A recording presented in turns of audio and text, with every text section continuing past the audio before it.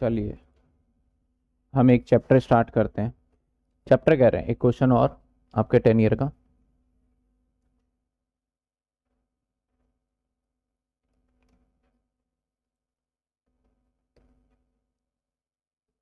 ये रहा आपके सामने क्वेश्चन। मैं थोड़ा सा विजुअल करवा देता हूँ।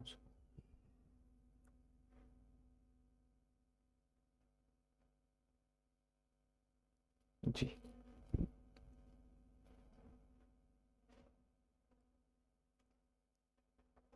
क्या कहता है क्वेश्चन, देखते हैं। पहले क्वेश्चन पढ़ लेते हैं ना। कहता है x on two identical house. Sir दो घर बोल दिया है ना, तो बना लेना, फायदे में रहेगा।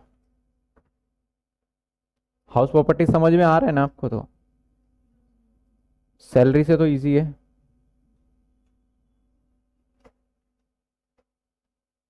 अभी सैलरी में भी थोड़े कॉन्सेप्ट बाकी है। हाँ हाँ ना, और भी है। एटीजी नहीं, और भी कॉन्सेप्ट, रिट्रेचमेंट, कंपनसेशन वगैरह। मैंने जितना आपके पेपर में आता है वो तो पूरा करा दिया। उसके बाद एक्स्ट्रा एक्स्ट्रा टाइम पे करेंगे सारा। नहीं तो आपको डीयू ने ना कम टाइम दिया है, क्योंकि आपके पेपर भी लेट हुए थे।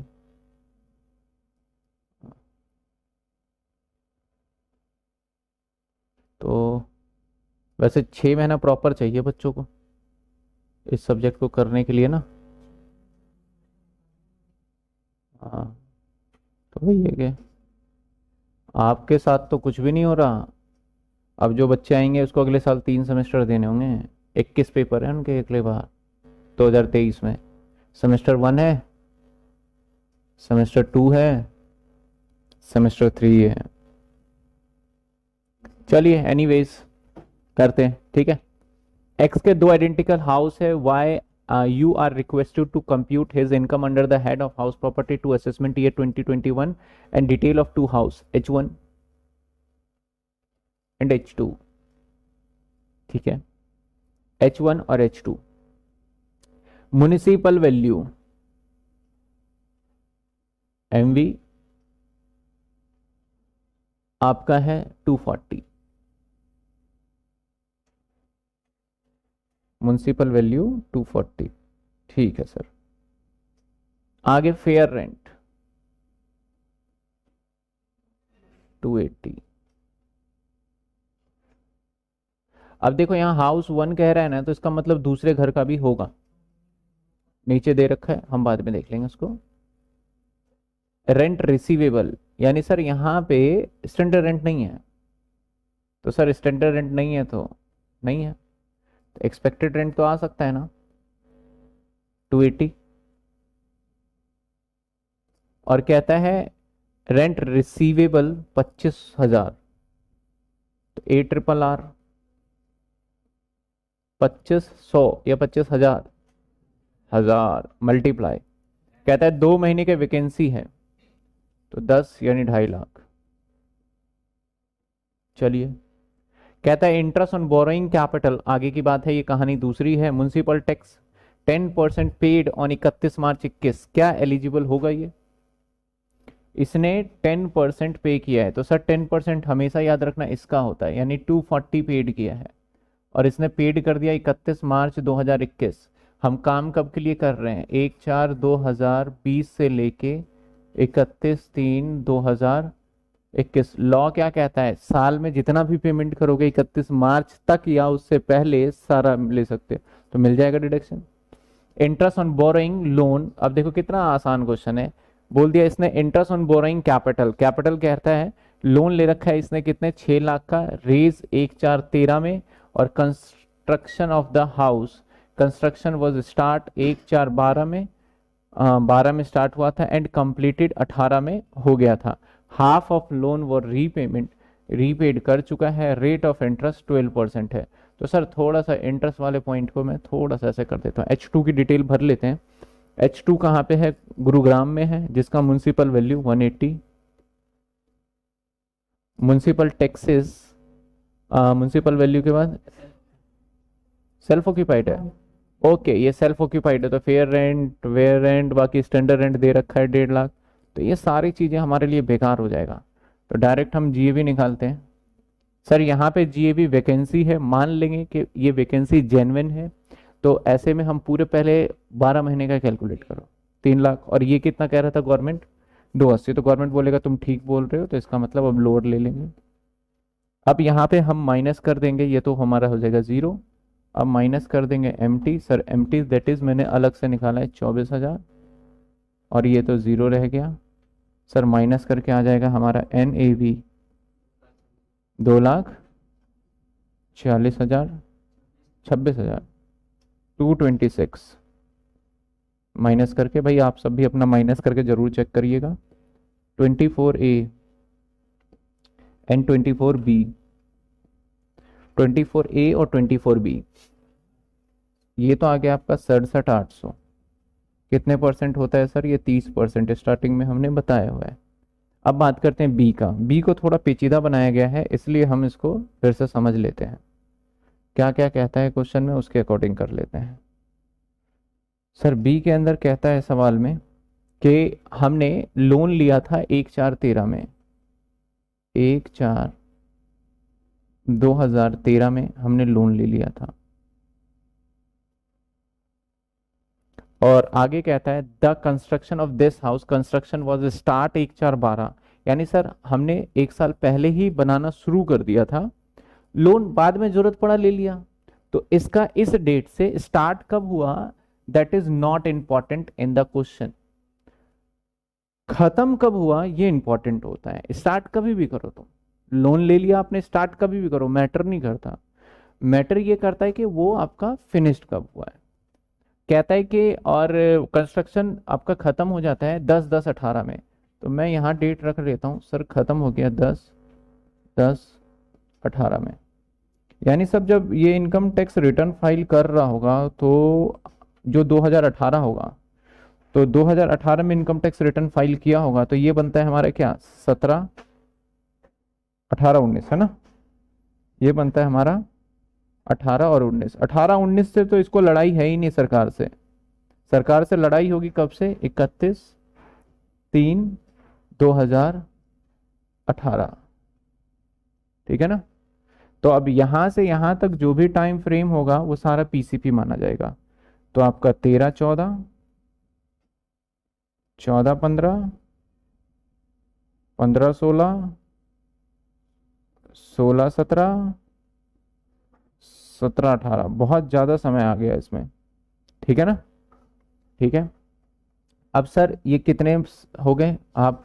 12 महीने, 12 महीने, 12 महीने और 12 महीने, टोटल हो गए हमारे 60 महीने का पीसीपी माना जाएगा। आपको समझ में आ रहा है? देखते जा रहे हो? ठीक है सर। अब यहाँ कैलकुलेशन करते हैं हम। कैलकुलेशन अगर हम करते हैं तो आता है हमारा कितना सर? लोन 6 लाख, इनटू में कितने परसेंट रेट था? 12%, इनटू में 60/12। हाँ, रीपे तो इसके बाद किया है। रीपे कब किया है उसने? हाफ ऑफ लोन 31/3/17 को पे कर दिया। बिल्कुल एग्जैक्टली, मैंने ये ध्यान नहीं दिया। 17 को रीपे किया है इसने। तो सो दैट अगर इसने 17 को रीपे किया है और 31/3/17 यानी इस डेट पे रीपे कर दिया है, तो यहाँ पे हमारे पास कर्जा था 6 लाख, फिर से लोन 6 लाख, 6 लाख, और यहाँ तक हमारे पास लोन रहा 6 लाख। हाफ पेमेंट कर दिया, इसके बाद हमारा लोन हो गया स्टार्ट 3 लाख। तो हमारा जो हम निकालेंगे तो क्या रहेगा सर? 6 लाख के ऊपर तो हमारा बनेगा 12%, लेकिन सिर्फ इन ड्यूरेशन के लिए, जो कि हो जाता है हमारा 48। 48/12, इसका 1/5। और बाकी 3 लाख के लिए आपका सिर्फ बनेगा 1 साल का। तो इनटू में आप कर सकते हो 12/12, फर्क कोई नहीं पड़ता, 1/5। तो पहले वाले का क्या आ गया इंटरेस्ट? 57,600। और दूसरे वाले का? कैलकुलेटर नहीं लाए? देखो कैलकुलेटर होना चाहिए हमारे पास। सिर्फ 7,200। तो टोटल हो जाता है 64,800, 64,800। अब बात करते हैं सर, हमें जो काम कर रहे हैं, हम कर रहे हैं 20 और 21, तो सर चेक करना होगा 20-21 में लोन वॉज रीपेड और नॉट। तो ये हाउस नंबर 1 के लिए कहानी थी, हाउस नंबर 2 की कहानी नीचे अलग से उसने दे दी है। तो सर कहता है हाफ वॉज रीपेमेंट, क्वेश्चन में कुछ नहीं बोला। Entire loan of interest current previous year outstanding, सारा आउटस्टैंडिंग है हमारा।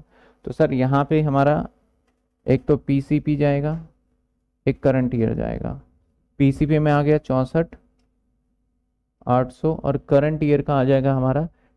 करंट ईयर का कैसे निकालेंगे सर, करंट ईयर का निकलेगा 3 लाख पे, क्योंकि 3 लाख ही कर्जा है करंट ईयर में, तो इंटू 12%, तो 36,000। सर चूंकि ये लेट आउट है तो कोई बाउंडेशन है नहीं, 36,000, तो ये आ गया 1,08,000 रुपये। ठीक है, अब दूसरे के लोन की बात कर लेते हैं हम। सर दूसरे के लोन के लिए जगह बना लेते हैं थोड़ा।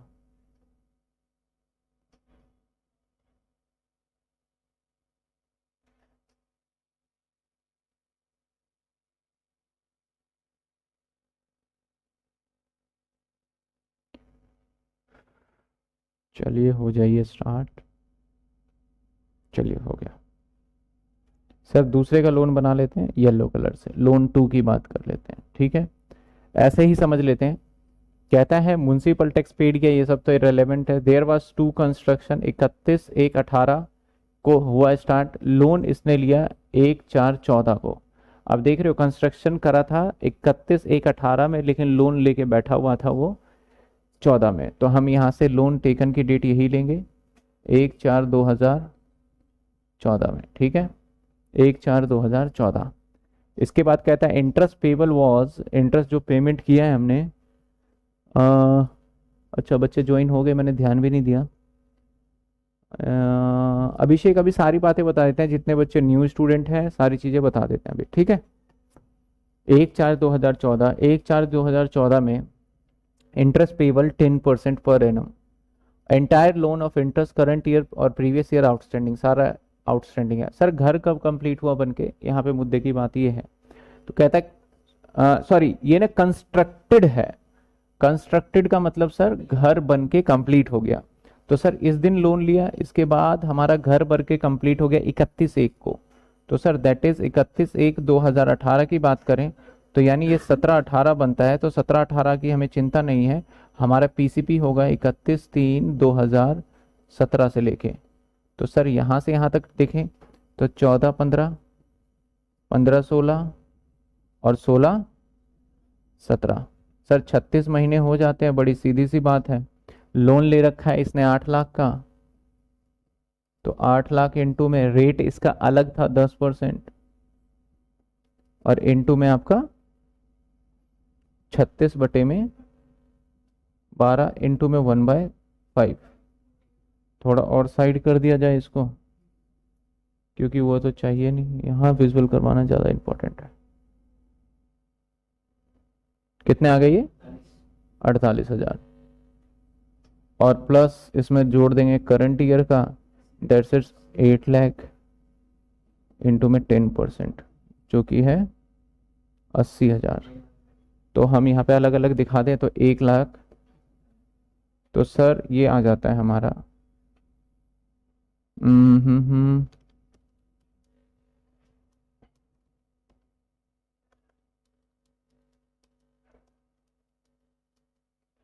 काफ़ी बच्चे शिवदास पे भी पढ़ते हैं, 57 और ये 128, वो भी नेगेटिव। तो अगर इनकम फ्रॉम हाउस प्रॉपर्टी निकालें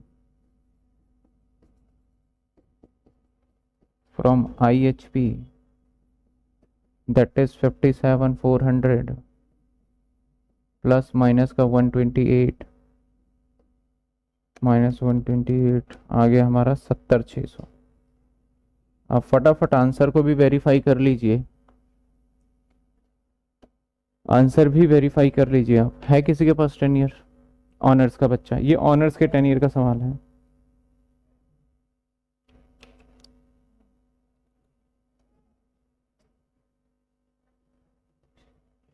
ये हमने अभी किया सवाल नंबर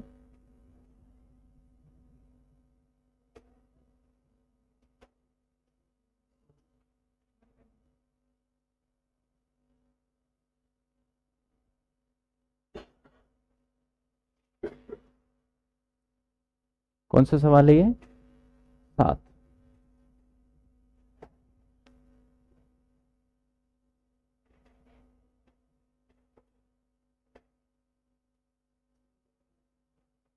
क्लियर है तो बताइए। 70,600 का लॉस। सर सेक्शन 26 नहीं पढ़ाया। हाँ सुबह करवा देंगे, सेक्शन 26 हमारा जो है करा देंगे बिल्कुल। अब कुछ बच्चों से बातें कर लें। कुछ बच्चे कह रहे हैं कि सर हम न्यू स्टूडेंट है, 11:30 टाइम चेंज नहीं हो सकता। खुशी ये ना, देखो आपको रिकॉर्डेड फॉर्मेट में मिल जाएगा, और 11:30 का देखो थोड़ा सा मैं भी डिले हो रहा हूँ इसमें, तो इसका रिकॉर्डेड आपको मिलेगा डेफिनेटली एप्लीकेशन पे विद अच्छे तरीके से। और जो नए बच्चे हैं पहले बेसिक कॉन्सेप्ट करेंगे, और मैं आज या कल के अंदर, क्योंकि अभी मेरे पास देखो 2-3 बर्डन आ गया है। एक तो 30 तारीख को पेपर है एफएम का सेमेस्टर 5 में। जब आप सेमेस्टर 5 में जाओगे तो आपके पास फाइनेंशियल मैनेजमेंट होगा, उसका 30 को ही है। तो आज तो 21 तारीख हो गया, 9 दिन बाद पेपर है उसका। तो उनका सिलेबस ऑलरेडी तो कंप्लीट हो गया है 10 दिन पहले ही, लेकिन अब उनका सोच रहा हूँ मैं डेली टेस्ट सीरीज या रिवीजन चार्ट, उसमें भी टाइम जा रहा है। तो सुबह टाइम में निकाल के इसलिए रिकॉर्ड कर रहा हूँ ये, अपने लिए मैं एक तरीके से बैकअप बना रहा हूँ कि जितने बच्चों ने कोर्स लिया हुआ है उन सभी का सिलेबस टाइम पे कंप्लीट हो। आपके पास अगर टाइम अवेलेबल है इस बैच में आने के लिए तो मोस्ट वेलकम, आप आ सकते हैं। लाइव सेशन होता ही, आप क्वेरी भी पूछ सकते हैं। बट अगर इन केस आप कॉलेज जा रहे हैं या फिर जॉब पे है कोई बच्चा, तो आपको रिकॉर्डेड फॉर्मेट में मिलेगा। और ऐसा नहीं है कि अगर आपको रिकॉर्डेड मिल गया तो इसके डाउट सेशन नहीं होंगे, इसके भी डाउट सेशन आपके होंगे, तो उसकी टेंशन नहीं लेना है। कुछ बच्चे शिवदास के एप्लीकेशन पे होते हैं तो उनको तो मैं सारे क्वेश्चंस ये वाले प्रोवाइड कर देता हूँ, तो उनको तो कोई दिक्कत ही नहीं हो, तो रिकॉर्डेड ही होती है, वहाँ पे लाइव का ऑप्शन है ही नहीं। तो बस एक यही है सर सिलेबस। मेरा टारगेट है 15 तारीख तक ख़त्म कर देना, क्योंकि 1 या 2 तारीख से जो है, 2-3 तारीख जो भी बनता है नेक्स्ट मंथ का, रेगुलर शाम को भी हो जाएगी, सुबह भी लूँगा, तो इजीली हम ख़त्म कर पाएंगे सिलेबस को। बस आप ये ध्यान रखना कि जो क्लासेस डाल रहा हूँ ना मैं डेली बेसिस पे, जो बच्चे स्टार्टिंग से कनेक्टेड हैं वो तो भैया छोड़ना नहीं। कहीं आप सोचो 1 हफ्ते वेट कर लेते हैं, आप बेशक बीमार हो तो आप ट्यूशन तो नहीं आ रहे, आप वीडियो जरूर देखते रहिए और अपना होमवर्क और क्लास वर्क कंप्लीट करते रहिए। सिलेबस आपको पता नहीं चलेगा, ज़्यादा हैम्पर नहीं होगा, लेकिन लास्ट में करेंगे तो बहुत दिक्कत हो जाएगी। मेरे ख्याल से सैलरी कितना बड़ा चैप्टर था, फिर कैपिटल गेन भी अभी चल रहा है, हाउस प्रॉपर्टी भी, तो धीरे धीरे धीरे थोड़ा सा ना ये टफ होता जाता है। 11:30 का टाइम है, अभी 11:30 ही रखेंगे फिलहाल के लिए, क्योंकि उसके अकॉर्डिंग। और मैं बता दूं कुछ दिनों तक लाइव सेशन नहीं होंगी आपकी। लाइव सेशन 28 तारीख से लेके, यानी 28 से लेके आपका, आप मान के चलिए 28 के बाद 29 टीटीएस में शायद कितनी क्लासेस हो रही है, 1 या 2 क्लास आपकी छुट्टी रहने वाली है बीच में, लेकिन मैं उसके लिए रिकॉर्ड करूंगा लेक्चर, आपका टाइम खराब नहीं होगा। सर सिलेबस मैंने बोला 12 तारीख तक कीर्ति खत्म हो जाएगा आपका सिलेबस, नो डाउट। और 15 तारीख तक, 15 तारीख तक मेरा टारगेट है, क्योंकि फिर मेरे ऊपर बहुत बड़ा बर्डन आ गया है सेमेस्टर 1 का भी। सेमेस्टर 1 के भी काफ़ी बच्चे हैं तो उनको भी अभी देखना है। तो मैं आप लोगों का सिलेबस भी ख़त्म करूँगा और टेस्ट भी। टेस्ट लेने का अभी हमने एक इम्प्लीमेंट किया है, टेस्ट लेने का। जैसे क्लास होता है ना, क्लास के बाद आधे घंटे का टेस्ट रेगुलर बेसिस पे, रेगुलर बेसिस पे अभी मैं सेमेस्टर 5 के साथ ले रहा हूँ, ऐसे आपके साथ भी टेस्ट लिया जाएगा आगे चल के। और जो बच्चे शिवदास पे होंगे उनको यूट्यूब पे टेस्ट देना पड़ेगा। तो चलिए अगले क्वेश्चन पे चलते हैं। तो एक और नए सवाल पे चलते हैं। 8 पहले पढ़ लेते हैं, अगर आपको पढ़ने के बाद समझ में आता है तो कमेंट में लिख दीजिएगा यस सर ये हो जाएगा, तो हम अगले क्वेश्चन पे चले जाएंगे उसी के अकॉर्डिंग, ठीक है। चलिए सर, क्वेश्चन में कहता है R own a big house, बहुत बड़ा घर है, कोई बात नहीं sir. The house 3 independent identical unit, और सर घर के 3 यूनिट हैं, यानी कहने का मतलब है सर ये मेरे पास एक बहुत बड़ा घर है और घर के 3 हिस्से हैं। तो कैसे 3 हिस्से करा जाए, तो ये लो, ये हो गए 3 यूनिट, यूनिट 1, यूनिट 2, यूनिट 3, ठीक है सर। कहता है unit 50% floor area is let out for residential purpose, monthly rent आपका 16,000। कहता है यूनिट 1, अब वन जो यूनिट है ना, जैसे इसका भी कहता है कि 50% हिस्सा, यानी इसको भी तोड़ दिया इसने, इसका 50% एरिया जो है उसको इसने लेट आउट कर दिया, समझ रहे हैं, इस वाले को लेट आउट कर दिया, यानी यूनिट 1 का आधा वाला लेट आउट है और उसका किराया इतना है। और sir this house however use by him for residence purpose. कहता है कि this unit is however use by him for the residence purpose from January 2021। तो जनवरी से लेके मार्च तक इसी घर को, इसी पोर्शन की बात करता है, ये एसओ भी हो जाता है कुछ समय के लिए। ठीक है sir. A sum of 1000 could not be collected from the tenant, और टेनेंट से उसे ये पैसा मिल भी नहीं रहा। कितने रुपए? 1000 रुपए। तो यहीं पे 1000 रुपए हमारा पे अनरियलाइज रेंट भी हो गया। अनरियलाइज रेंट यू आर लिख दिया मैंने, समझ रहे हो।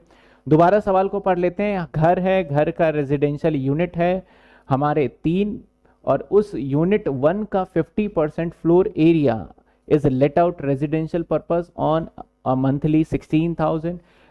दिस यूनिट, यही 50% यूनिट जो था हमने क्या कर लिया, रेजिडेंशियल पर्पस के लिए ले लिया, और 1000 मिले भी नहीं। चलो भैया दोनों चीजें हैं यहाँ पे। यूनिट 2 का 25% area could be use by him for the purpose of residence. Unit 2 के अंदर जस्ट 25% एरिया, ये तो एसओ हो गया सर, ये 50 मत मान लेना, ये एसओ है, सेल्फ ऑक्यूपाइड, ठीक है ना। ये एरिया सेल्फ ऑक्यूपाइड कह देता है, use for the purpose of residence. Unit 3 का 25% is use by him for the purpose of business. Sir unit 3 का 25% एरिया ये बिजनेस के लिए हो रहा है। तो आपको याद होना चाहिए हाउस प्रॉपर्टी के डेफिनेशन सेक्शन 22 में कहा गया है कि अगर आप अपने घर को अपने बिजनेस के पर्पस के लिए यूज करेंगे तो वो हाउस प्रॉपर्टी के अंदर टैक्सेबल ही नहीं होगा, वो पीजीबीबी का पार्ट बन जाता है। हाँ, आपका घर कोई और किराए पे लेके वहां बिजनेस करे तो वो तो हमारा हाउस प्रॉपर्टी का टैक्सेबल माना जाएगा। तो सर यहां तक बात करें, यूनिट 3 तक हो गए हैं।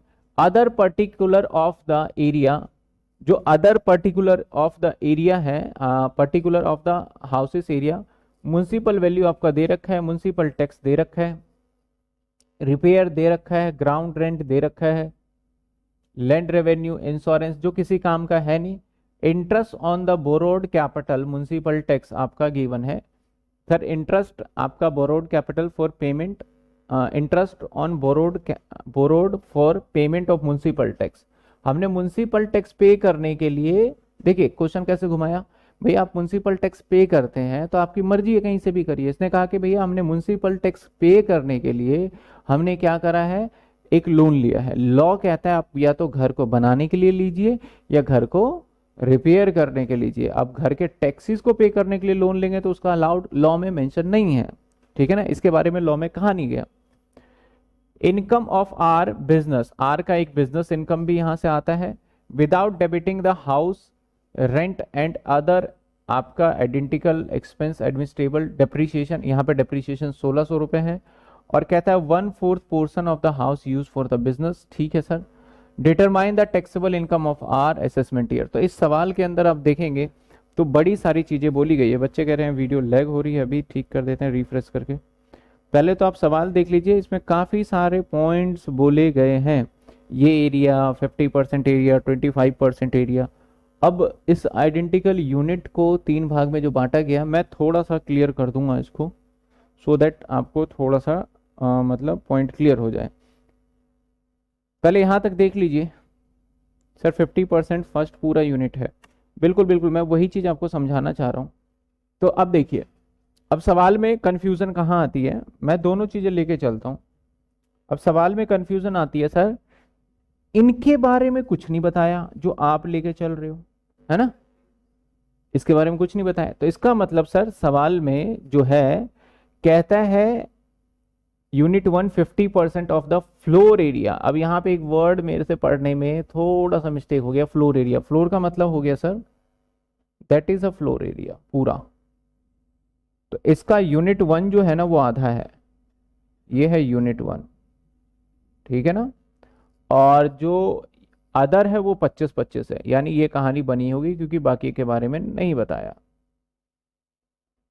सर ये वाला लेट आउट हो गया, यानी जो कहानी है ना, मैं सिंपल सी बात करूं तो यहां पे ये लाइन नहीं है, करेक्ट। अब समझ में आया आपको, यानी ये पूरा एरिया ही है, और म्युनिसिपल वैल्यू सब एरिया के बेसिस पे क्या होगा, डिवाइड हो जाएगा। चलिए सवाल को एक बार थोड़ा सा तो स्टार्ट करें, सो दैट हमें पता चले कि करना क्या है एक्चुअल में। वैसे तो पता ही है कितने पार्ट में बांटना है, 3 पार्ट में।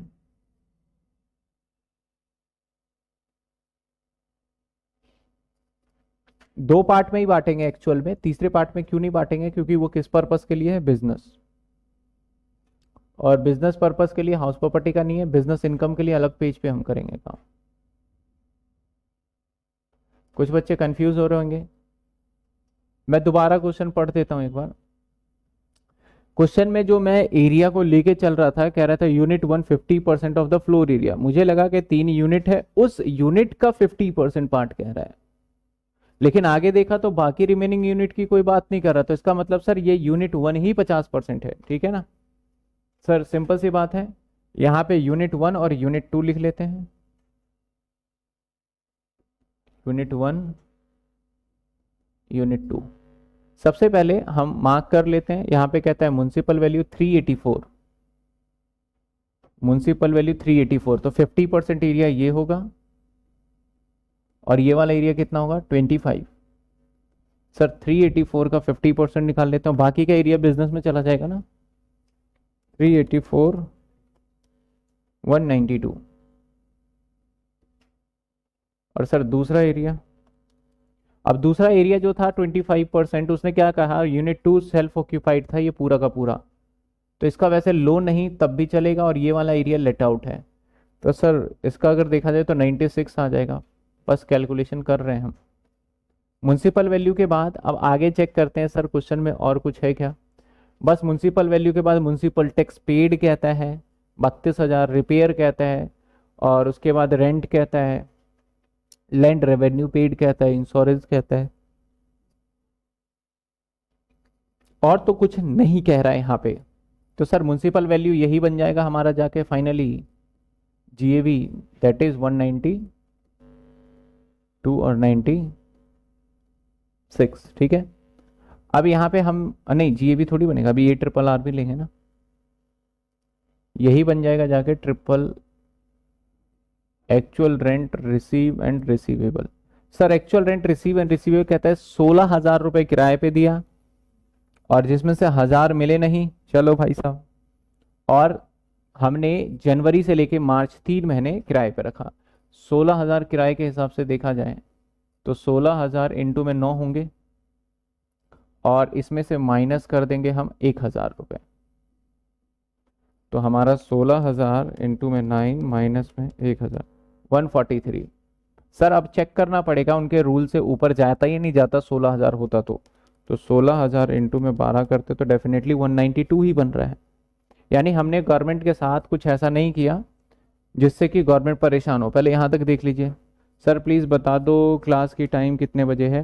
क्लास जो है कैपिटल गेन की क्लास आज कल शाम को टीटीएस में शाम को 7:30 बजे होती है, 7:30 से 9 वो फिक्स टाइमिंग है, और ये वाली जो टाइमिंग है वो एक्स्ट्रा चल रही है आपकी सारी टाइमिंग।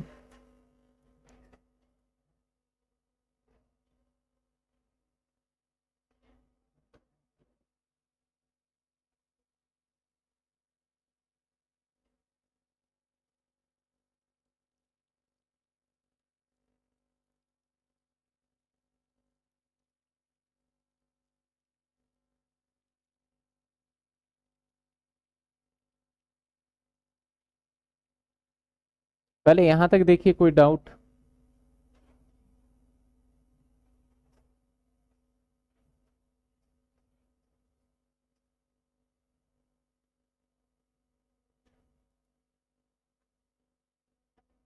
सर रेंट एक बार फिर से बता दो कैसे है। ओके मैं रेंट बता देता हूँ, मैं इसे मिटा के फिर से बता देते हैं, बच्चे पूछ रहे हैं, मुझे लग ही रहा था डाउट आ सकता है इसमें। तो रेंट का देखिए, मैं पढ़ देता हूँ। कहता है जो यूनिट हमारा 1 है उसने दे दिया किराए पे, मंथली रेंट 16,000 था, तो दैट इज अगर हम चेक करें तो 12 से मल्टीप्लाई करेंगे करना था, लेकिन कहता है this unit however use by the residential purpose, उसने अपना ये यूनिट रेजिडेंशियल पर्पस के लिए यूज कर लिया, और मार्च से यहां तक इसने मार्च से लेके यहां तक यूज कर लिया, और 1,000 रुपए उसका खाली रह गया। 1,000 किराया मतलब मिला नहीं, किराएदार तो थे मिला नहीं। अब सबसे पहले बताइए घर वैकेंसी था क्या? नहीं था। तो हमने वैसे किराया कितने महीने लिया होगा? सर 16,000 किराए पे है, तो जनवरी के बाद तो मैं खुद रह रहा हूं तो मुझे किराया मिला ही नहीं होगा, तो दैट इज कितने महीने होंगे यहाँ पे? 9 महीने। कितने महीने हो गए यहाँ पे सर? 9 महीने हो गए। यहाँ तक सब कुछ समझ में आ रहा है सर? अगर ये 9 महीने हो गए हैं तो इसके साथ साथ ये किराया तो मुझे मिल गया होगा, लेकिन इसमें से 1000 रुपये मुझे नहीं मिला होगा। दैट इज कितने आ गए? 143। अब कहता है कि जब आप पार्टली सेल्फ ऑक्यूपाइड और partly let out on the basis of time तो नॉर्मल कैलकुलेशन जाएगा। ठीक है, यही सीखा है। तो यहां पे जो आ जाएगा हमारा जीएवी निकालेंगे हम, और सर जीएवी क्या आ जाएगा यहाँ पे? नॉर्मली 192 दोनों में से जो हायर होगा, और ये 0 हो जाना है। लेस कर देंगे सर एमटी पेड, हालांकि इसने कितने किए हैं? 32,000, और that 32,000 will be divide into 3 units. तो इसका 50% होगा, तो इसका आएगा 16,000, और यहां पे तो अलाउड है ही नहीं। बिजनेस इनकम तो हम लास्ट में निकालेंगे। बताइए सर क्या?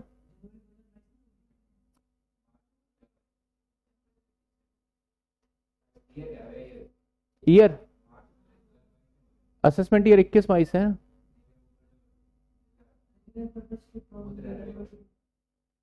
क्यों होगा? 22 कैसे होगा बताओ?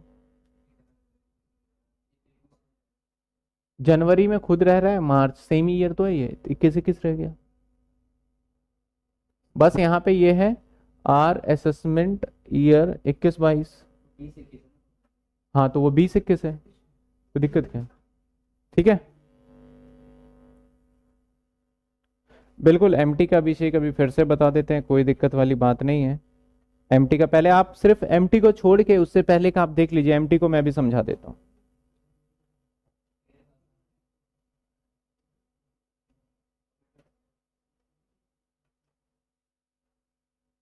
एमटी को छोड़ के बाकी देख लीजिए, अभी समझा देते हैं फिर।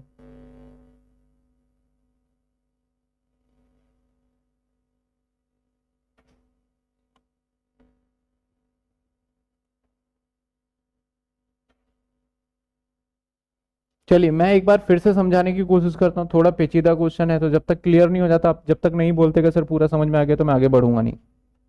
ये रहा मेरा एक एरिया, इसको भी मिटा देते हैं चलिए आपके लिए, और मैं इस क्वेश्चन की पहले पूरी समरी बनाऊंगा, तब जाके आपको अच्छे से क्लियर होगा। ये मेरा पूरा एक एरिया है। इस एरिया के 3 टुकड़े हैं। पहला टुकड़ा है इस एरिया का 50%, जिसको हमने लेट आउट किया है, इसके बाद इस बचे हुए के 2 टुकड़े कर दिए इन्होंने, एक 25% एरिया और एक 25% एरिया। ये वाला एरिया सेल्फ ऑक्यूपाइड है, और ये वाला एरिया बिजनेस में ले लिया अपने बिजनेस में। तो सर लेट आउट तो एक ही एरिया है, ये वाला। इस एरिया की बात करें हम तो 1/4 से लेके 31/12 तक, 1/4 से लेके 31/12 तक वो लेट आउट रहता है 16,000 के महीने की किराए पे, यानी सर 9 महीने तक। बाकी के 3 महीने जो बच गए, 1/1 से लेके 31 मार्च तक, वो एसओ कर लेता है ये। तो सर जो हमें इस वाले एरिया से किराया वसूला होगा, हमने ये वाला वसूल लिया होगा। इस किराए में से भी 1,000 रुपये मेरे पैसे मर गए। मर गए का मतलब मेरे पैसे मिले नहीं, तो 1000 माइनस कर दिया, इसका मतलब मुझे टोटल रिसीव हुआ 43। अब जीएबी आपका ये आ गया। अब म्युनिसिपल टैक्स सभी एरिया में डिवाइड होगा इक्वली। म्युनिसिपल टैक्स कहता है सर 32,000 का पेमेंट हुआ है, तो यहां का एरिया का बनेगा 16, इस एरिया का बनेगा 8, और इस एरिया का बनेगा, दैट इज एमटी, है ना? ये क्या है हमारा? एमटी। तो सर अगर ये एमटी हमारा पूरा बनता है, तो इसलिए हमने यहां के लिए एमटी कितना ले लिया? 16,000 रुपए। पहले आप बताइए म्युनिसिपल टैक्स तक समझ में आया नहीं आया? सर जीएबी 143, अच्छा जीएबी कह रहे हैं कि सर 143 है, रमन का कहना है नहीं, जीएबी 143 मैंने शायद पहले लिख दिया था। यहाँ पे जीएबी जो होने वाला है ना, वो होने वाला है क्योंकि हायर का कॉन्सेप्ट आएगा। क्योंकि जब वैकेंसी होता, मतलब जैसे 3 महीने तक अगर वो खुद रह लिया तो हायर ही चलेगा भैया, अब कुछ इलाज नहीं। अगर वो वैकेंसी का केस होता तब फिर हम लोअर वाला केस लेते, ठीक है ना? तो इसलिए यहाँ पे ये आ गया, ठीक है ना? वैकेंसी नहीं है यहाँ पे, सेल्फ ऑक्यूपाइड है इसलिए। चलिए सर यहाँ पे निकाल लेते हैं फटाफट से। NAV, NAV 176, इसका 0, माइनस में MT, MT तो हो गया, माइनस 24A 30%, 52,800, ठीक है सर। इंटरेस्ट का डिडक्शन इसको नहीं मिलेगा सर, क्यों नहीं मिलेगा इंटरेस्ट का डिडक्शन सर? बिकॉज ऑफ इसने लोन लेके पेमेंट किया है, घर नहीं बनाया, इसने कुछ और काम किया लोन लेके, तो उस इंटरेस्ट का डिडक्शन नहीं मिलेगा। तो कितने बच गए हमारे यहाँ पे? टैक्सेबल HP कितना आ गया बताइए? ये लो कैलकुलेटर लो, मुझे बताते जाना ना। कितने? 1,01,23,200। अब लगता है अगली बार से ना फीस में ही कैलकुलेटर का जोड़ लूंगा मैं बच्चों का, तो लेके आएंगे। ये आ गया 1,23,200 HP। अब इसने टोटल इनकम पूछा है सर, यहाँ पे बिजनेस इनकम भी है, यहाँ पे बिजनेस इनकम भी है, इस बात को ध्यान रखना है।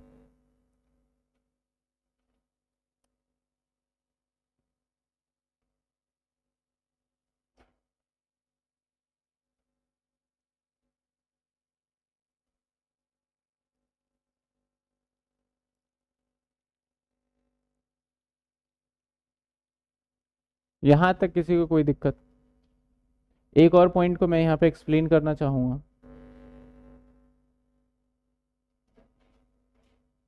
नहीं, वो सारी चीजें भी करेंगे सर। एक और पॉइंट, अब मैं एक बार यहां तक अगर समझ आ गया तो मैं थोड़ा सा और इसको डिटेल में ले जाऊं पॉइंट को। सभी को क्लियर है? यस और नो बोल दीजिए। ये पॉइंट यहां तक सबको क्लियर है? इंटरेस्ट नहीं होगा, बिल्कुल इंटरेस्ट नहीं होगा, क्योंकि इंटरेस्ट लोन इसने घर बनाने के लिए, रिपेयर के लिए नहीं लिया है। हर किसी को क्लियर है? फटाफट बता दीजिए।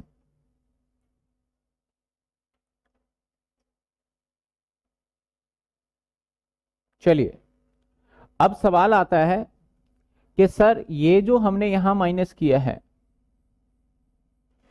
ठीक है, सपोज हम इसको यहां माइनस ना करते, यानी हम इसको माइनस ना करते, तो हमारा ये आता 140,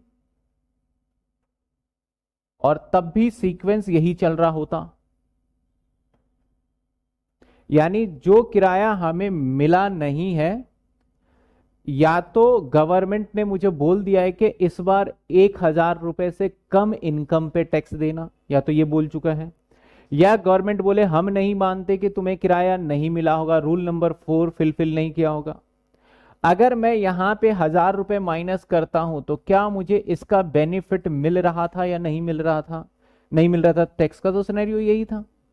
आपको तभी इस 1,000 रुपए का बेनिफिट मिल सकता है जब आपका 1,76 की जगह पे क्या आ जाए, 1,75, 75। समझना बातों को आप।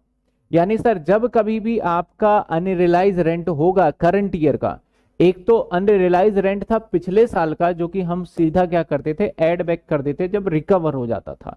यहां रिकवर नहीं हो रहा, अनरियलाइज रेंट हो रहा है। तो जब कभी भी आपका अनरियलाइज रेंट होगा ना, तो आप क्या करेंगे, उसको आप GAV में से माइनस कर देंगे। उसको किस में से माइनस कर देंगे? GAV में से, इन केस आपका हायर ये हुआ तो। लेकिन मान लो अगर हायर ये हो रहा होता, समझ रहे हो, अगर सपोज करो ये बन रहा होता हमारा 2,05,000, 2,05,000, और 1,000 माइनस करते तो कितना आता? 2 लाख। तो उसके हिसाब से तो हायर आता 2,4। 2,4 के बाद सारा सिनेरियो क्या बेनिफिट मिल चुका है? मिल चुका है।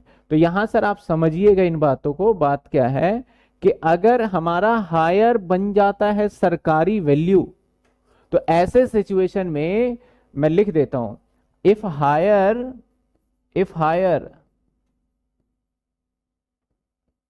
आपका गवर्नमेंट वैल्यू, आप गवर्नमेंट वैल्यू से समझ जाना मैं किसकी बात कर रहा हूं, तो हम अनरियलाइज रेंट को माइनस करेंगे। आप GAV में से माइनस कर दीजिए, यानी GAV के बाद ही माइनस होना चाहिए।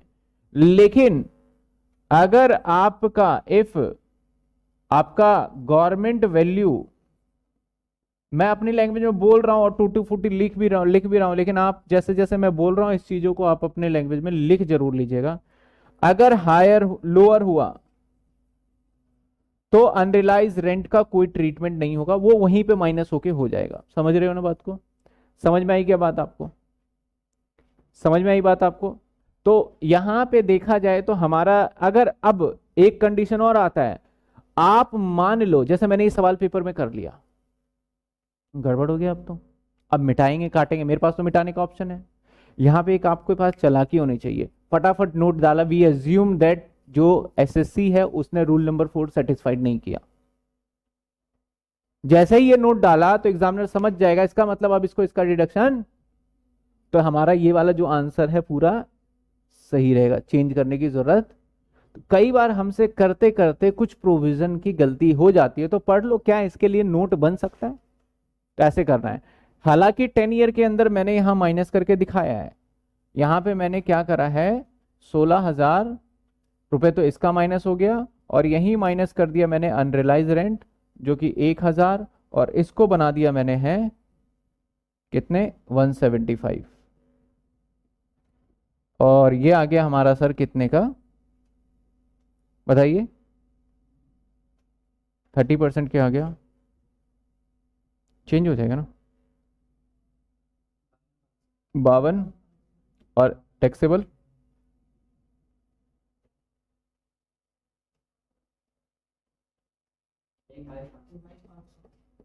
ये हो गया एचपी की इनकम। अब हमारा बिजनेस की इनकम की बात भी करना है, तो बिजनेस की इनकम की बात के लिए मुझे यही जगह बना के फटाफट करके दिखाना होगा आप लोगों को, क्योंकि अगर मैं दूसरे पेज पे गया तो फिर मेरे लिए थोड़ी,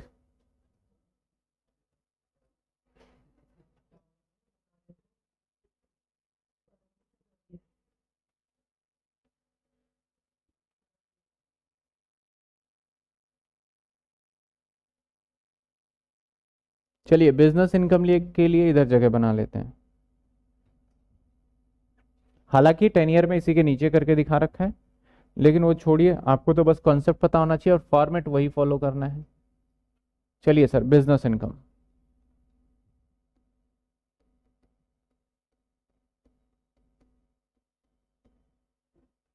बिजनेस इनकम थोड़ा थिकनेस बढ़ा लेते हैं। हम बिजनेस इनकम की बात करें तो बिजनेस इनकम में सवाल में क्या कहता है सर, बिजनेस इनकम के अंदर सवाल में कहता है सर, जो बिजनेस इनकम है 4,61,200, बिजनेस इनकम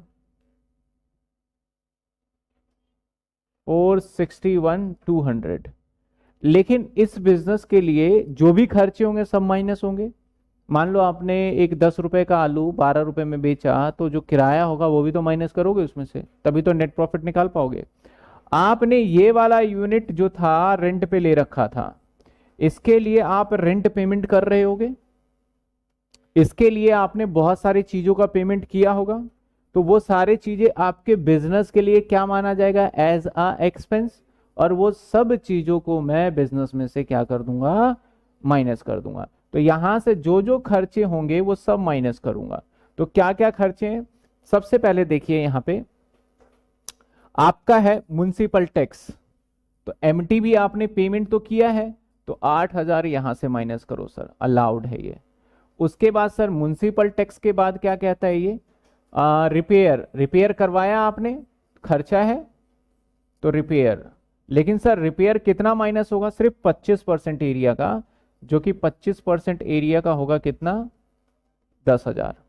रिपेयर के बाद क्या है sir, ground rent, ground rent भी 16,000 है, तो ग्राउंड रेंट,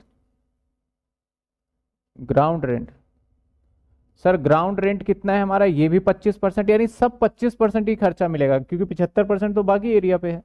तो कितना आएगा ये, 4,000, 4,000 सब माइनस कर देंगे। ग्राउंड रेंट के बाद सर लैंड रेवेन्यू पेड, हमने कोई पेड किया है, रेवेन्यू को एक्सपेंस पेड कर दिया, कितने का पेड किया,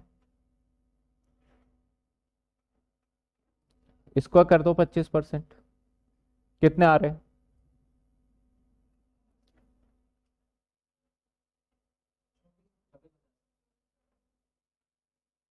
24,50, सर इसके बाद और क्या पेमेंट किया है, इंश्योरेंस प्रीमियम 16,000, तो ये भी माइनस होगा।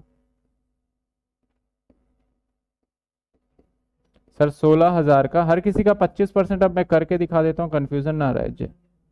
कितना आएगा, 4,000। अब आगे कहता है, ये आ गया, कहता है interest on borrowing payment of municipal tax. अभी इसको देख लेते हैं, पहले यहां तक देखिए कोई दिक्कत है। और कहता है आर बिजनेस इनकम दे दिया, without debit the rent other आपका identical expenditure including the administrable depreciation of 1,600 रुपए on the 1/4 portion of the house. तो सर डेप्रिसिएशन भी माइनस हो जाएगा। कहता है इस एरिया के लिए 1,600 का डेप्रिसिएशन है। तो सर नेट प्रॉफिट कैसे निकालते हो आप, हमेशा नेट प्रॉफिट में से क्या डेप्रिसिएशन माइनस करते हो, नहीं करते,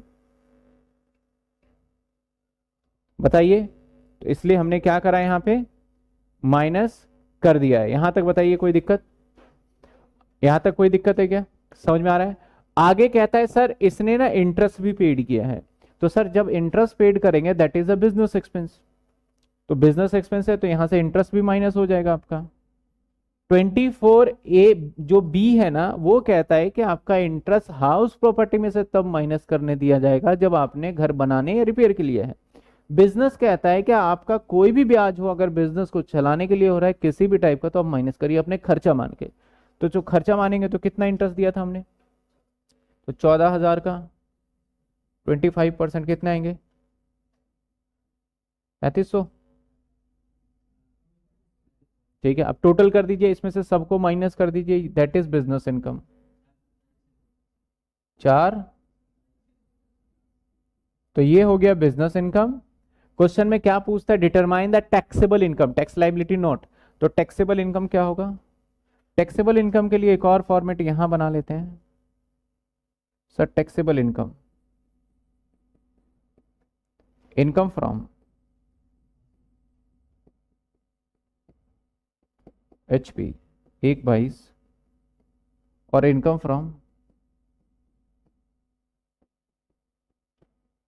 PGBP 427 600। सर टोटल कर दीजिए 550।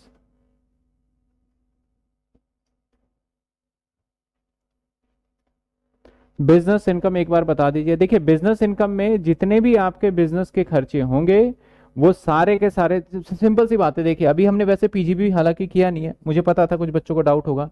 देखिए पीजीबी भी पढ़ेंगे ना तो बिजनेस के हम प्रॉफिट इनकम निकालना सीखेंगे।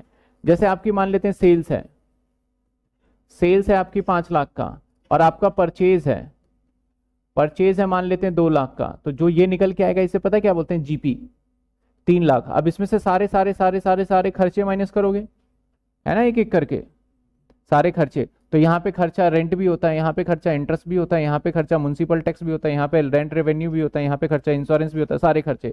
तो सारे खर्चे मैंने वही करा, बिजनेस से माइनस कर दिया, जो कि आ गया हमारा निकल के, समझ रहे हो।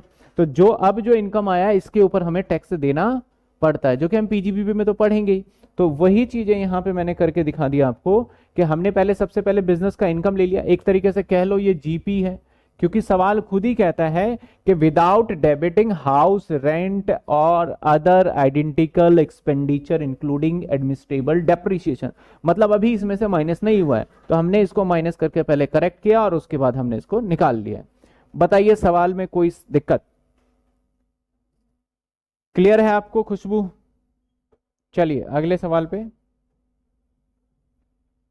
हाँ ये भी पढ़ लेते हैं। कहता है सर एक्स के पास residential house property, it has 2 equal identical unit. Again sir identical unit का आ गया, 2 आइडेंटिकल यूनिट कर लेते हैं, अभी बताएगा एरिया।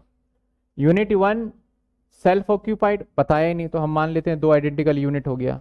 यूनिट 1 है ये, और ये यूनिट, ये एसओ हो गया, आगे बताएगा वो। X and for the residential purpose unit 2 rent being let out for the, तो ये हो गया एलओ, और इस लेट आउट को कहता है rent of 2 month could not be recovered, unrealised rent हो गया। Municipal value of the property 130, standard rent आपका दे रखा है, फेयर रेंट भी दे रखा है, म्युनिसिपल वैल्यू भी दे रखा है 12% which was paid by X, municipal tax को। X other expense of the various being the repair किसी काम का नहीं, इंश्योरेंस किसी काम का नहीं, इंटरेस्ट ऑन बोरोइंग 1/8 को कंस्ट्रक्शन और इंटरेस्ट आपका कहता है इंटरेस्ट ऑन कैपिटल बोरोड 1/1/2008 को फॉर द कंस्ट्रक्शन प्रॉपर्टी, और ये था हमारा कितने का प्रॉपर्टी, 5 लाख का। अब देखिए यहां पे बात है कंस्ट्रक्शन द प्रॉपर्टी ₹5 लाख। अब सबसे बड़ी समस्या ये है इस सवाल में, चलिए हम आगे पढ़ेंगे तो अभी क्लियर करेंगे इस सवाल को कि क्या चीजें पॉइंट है। Find the income assessment year, ये अज्यूम इसका इनकम फ्रॉम अदर सोर्सेज भी है। हालांकि सवाल इस टाइप का हमने कर लिया है, फिर भी हम इसको कर लेते हैं।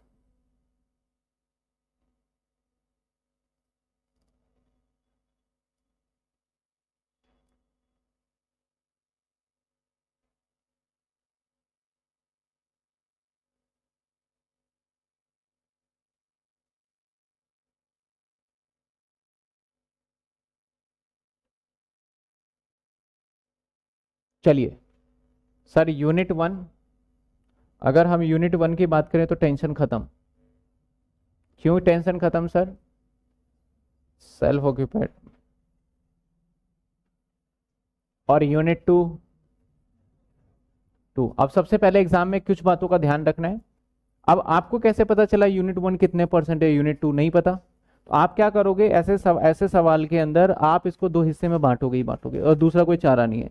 इसके लिए आपको नोट देना होगा कि हम मान रहे हैं कि दोनों यूनिटिकल इक्वल है या 50-50% एरिया है। अब हर किसी चीज को 50% एरिया में डिवाइड कर देते हैं। कहता है हमारा कि यहाँ पे म्युनिसिपल वैल्यू है हमारा 130, तो कितने आ जाएंगे? इसके बाद कहता है स्टैंडर्ड रेंट और फेयर रेंट, तो FR है 140 और स्टैंडर्ड रेंट है हमारा 125, तो ये आ जाएगा हमारा। तो सर यहाँ पे एक्सपेक्टेड रेंट निकल के आ जाएगा, यूनिट 1 के लिए तो 0 ही रहेगा, सेल्फ ऑक्यूपाइड है। यूनिट 2 के लिए अब यहाँ पे ARRR ले लेते हैं। कहता है सर यूनिट को हमने घर किराए पे 6,000 रुपये महीने पे दिया था, और इनटू में अब कहता है 2 महीने का किराया नहीं मिला है ना, तो कितने हो गए? 60। तो सर अब यहाँ पे हम क्या लेंगे, अगर देखा जाए 2 महीने का किराया हमें मिला नहीं है, तो एक्चुअल देखा जाए तो हमें लेना पड़ेगा, क्योंकि यहाँ पे सेल्फ ऑक्यूपाइड का केस है क्या? नहीं है। पिछले वाले सवाल में सेल्फ ऑक्यूपाइड का केस था। अब यहाँ पे आप पूरे साल का कैलकुलेट करके देखो कितना बनता है सर। पूरे साल अगर किराए पे रहता है तो 72,000 बनता, लेकिन हमने 2 महीने का माइनस कर दिया, तो अब जो GAV आएगा हमारा, बताइए क्या आएगा, 60 या 62,500? 60 माइनस कर देंगे सर, और ये GAV आएगा 0, इसके लिए खत्म। कहता है municipal tax 12% which was paid bye 12% है, तो 12% वॉट, 12% आपका इसी का होगा, MV का। तो आप MV का अगर निकालते हो तो 130 का आपका हालांकि 12% होता है, तो सर 130 का 12% वो दोनों के लिए होगा ना, तो दोनों के लिए इसका हिस्सा निकाल लेंगे MT का, कितना बनता है? 130 का 12% निकालिए, 15,600, 15,600 का 50% ले लेंगे ना, हाँ 12% है 93।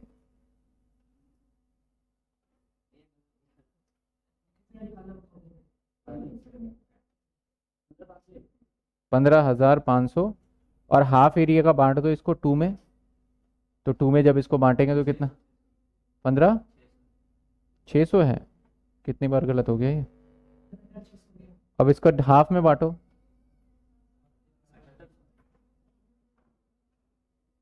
बस सिंपल सी बात है। अब कहता है interest on capital, interest on capital borrowed on 1/1/2008 for construction the property, property को कंस्ट्रक्शन करने के लिए इसने 5 लाख रुपए का इंटरेस्ट पेड कर दिया है। अब यहां पे सवाल होता है सर आपका ये टोटल इंटरेस्ट है या सिर्फ उसी साल का इंटरेस्ट है या प्री कंस्ट्रक्शन का इंटरेस्ट है? या फिर प्री कंस्ट्रक्शन का इंटरेस्ट है। पहले यहां तक देखिए, समझ में आया? यहां पे सवाल क्या आता है हमारा, इंटरेस्ट कब का है? ये क्वेश्चन में कुछ क्लियरिटी है क्या? नहीं है। तो आपको यहां पे क्या देना पड़ेगा सर? नोट देना पड़ेगा। यहां पे अजम्पशन और नोट। नोट क्या देना पड़ेगा सर? यहां पे सिंपल सी बात है, नोट देंगे कि ये हमारा इसी साल का इंटरेस्ट है। किस साल का है? करंट ईयर के लिए। तो नोट 1 हो गया, एक नोट 2 भी दोगे।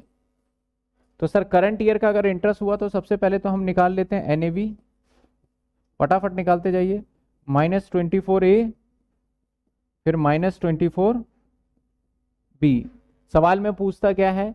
इनकम फ्रॉम, हाँ इनकम, फाइंड आउट इनकम बताना है। अब तो हो ही गया, ए बताइए। और यहां पे आ जाएगा क्योंकि सेल्फ ऑक्यूपाइड, तो आधा आधा बांटेंगे तो 2.5 लाख।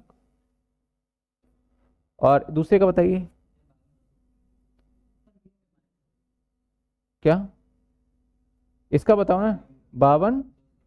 अब इसका 30%, 15। अब देखिए 24B मिलेगा, ये सेल्फ ऑक्यूपाइड है, ये लेट आउट है, दोनों के हिस्से में आधा आधा चला जाएगा, 2.5 लेकिन आपको पता है, याद है सेल्फ ऑक्यूपाइड के केस में लिमिट रिस्ट्रिक्टेड था। कितना था? तो यहां पे हम 2 लाख ही लेंगे क्योंकि 2.5 लेना था, लेकिन हम ले नहीं सकते, तो कितना लेंगे? तो यहां पे कितना लेंगे? यहां पे कोई लिमिट ही नहीं है, तो यहां पूरे ले लेंगे 2.5 लाख। तो यहां पे 2 लाख माइनस का आ जाएगा, और यहां देखिए कितना माइनस आता है।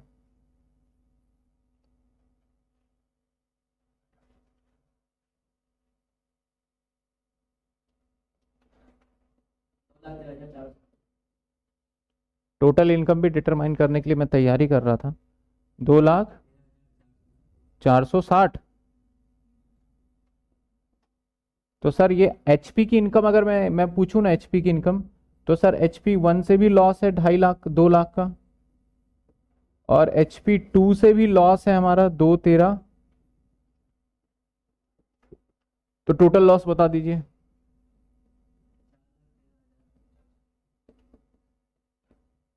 ये लॉस आ गया ना, लॉस फ्रॉम एचपी,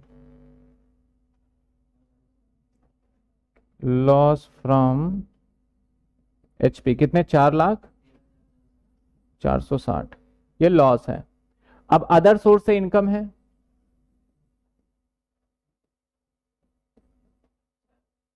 तो सर टोटल इनकम आ जाएगा, क्या होगा? ये लॉस, ये लॉस है। समझ में आई बात? बिल्कुल समझ में आ गई आपको बात?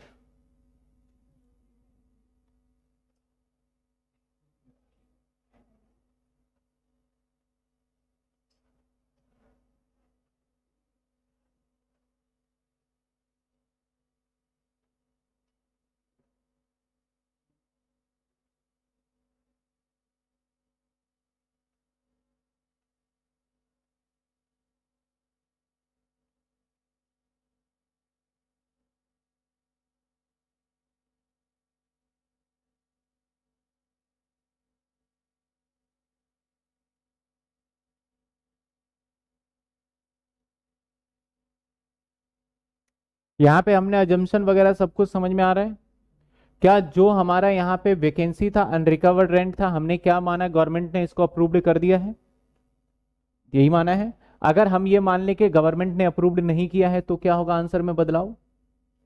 अगर गवर्नमेंट अप्रूव्ड नहीं करेगा तो हमें यहाँ पे इन दोनों में से क्या लेना पड़ जाएगा?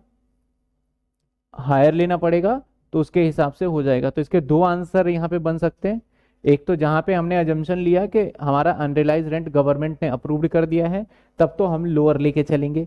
अगर गवर्नमेंट डिनाई कर दे, बोले भैया हम नहीं मानते अनरियलाइज रेंट, तुम्हें किराया मिला होगा, हमारा तो हिसाब से 62,500 बनता है, और तुम्हारे हिसाब से बनता है कितना? 60,000 तुम गिन रहे, तो हम तो 62,500 भाई आपसे क्या लेंगे? टैक्स लेंगे। तो उस केस में आपके, जैसे कि सवाल में मैंने कहीं करा हुआ भी है कि 62,500 से भी आपका सारा सॉल्यूशन किया जा सकता है, तो थोड़ा डिफर आएगा।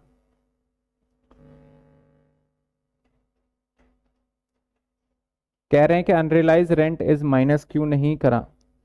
अनरियलाइज रेंट माइनस क्यों नहीं किया? देखिए मैं बता देता हूं, मैंने करा है माइनस, बस दिख नहीं रहा। नॉर्मली हमारा किराए पे मकान था 6,000 इंटू में 12, और इसमें से 2 महीने का किराया नहीं मिला, दैट इज हमारा 12,000। तो अब जब आप इसको सॉल्व करेंगे तो आपका 60 ही आएगा, देखिए।